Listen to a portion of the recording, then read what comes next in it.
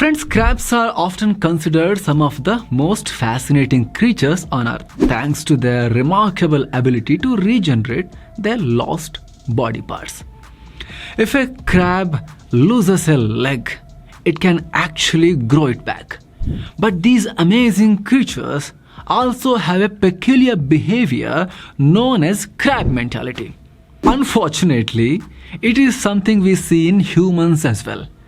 Some criticize that it's prevalent, particularly among us Indians. So, what exactly is crab mentality? Why do we even have it in us? And how can we overcome it?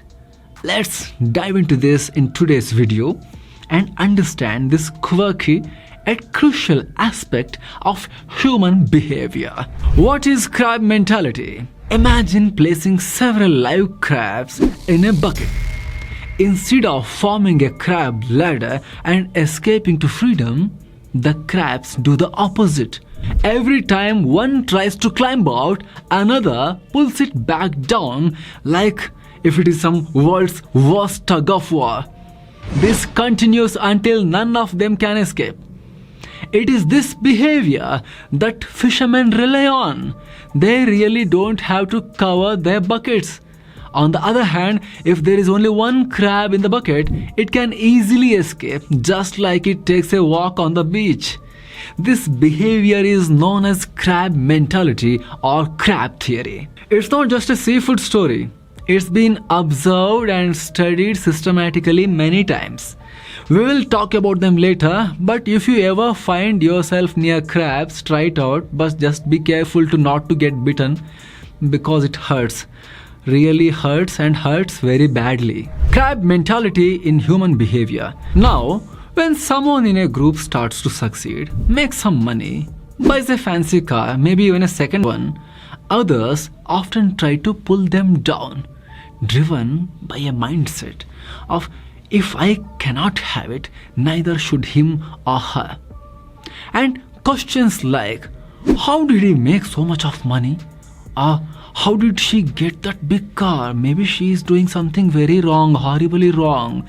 That's why she got that car. This kind of commentary starts to pour in.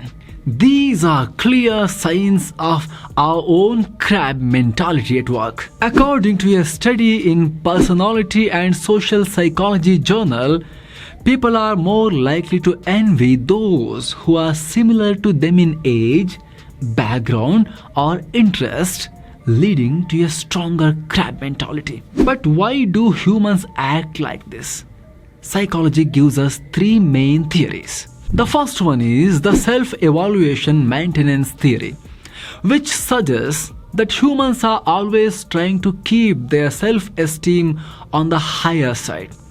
We constantly compare ourselves to others in our social circle to feel good about ourselves. But when someone from that circle moves ahead, it threatens our self-worth and we start thinking negative about them. In other words, personal insecurity and low self-esteem are the root cause of crab mentality. The second is the relative deprivation theory. When prominent American psychologist Samuel Stauffer studied the American army during the World War II, he found out that soldiers with more number of promotions were more dissatisfied than those with fewer promotions. This shows that people tend to feel deprived when they compare themselves to others who are doing better. The third theory is the zero-sum bias theory. According to this theory, people believe that opportunities are limited. To succeed and to avoid missing out, they feel they must pull down others, thinking that the only way to get ahead is by making others fall behind. This crazy mindset is also fuels the crab mentality. The omnipresent behavior. Some people argue that this crab mentality is especially prevalent among Indians, but let's be real, this mindset isn't exclusive to any one country or ethnicity. The world has seen this across all classes, communities, and countries throughout the history. It's been around since, well, forever. In 15th century, when Galileo and Copernicus proposed the heliocentric theory that the earth revolves around the sun, many contemporary scientists and church officials opposed them. They felt that their power and knowledge were under attack. And Galileo ended up in house arrest. And in 19th century, when Nikola Tesla introduced AC current, Thomas Alva Edison, another great scientist who was all about DC current, went after Nikola Tesla like a crab with a grudge. Then fast forward to 1994 Norway Olympics. American skaters Nancy Kerrigan and Tonya Harding were rivals.